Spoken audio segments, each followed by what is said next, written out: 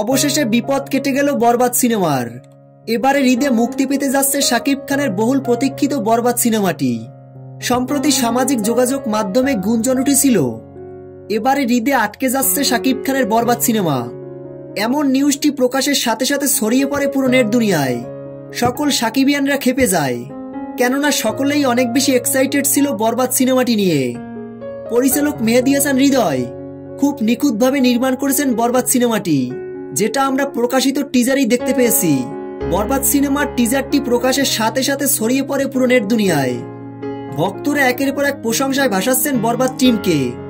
কিন্তু যখনই সামাজিক যোগাযোগ মাধ্যমে প্রকাশ পায় আটকে যাচ্ছে বরবাদ সিনেমা, তখন সকল শাকিবিয়ানরাই খেপে যায়।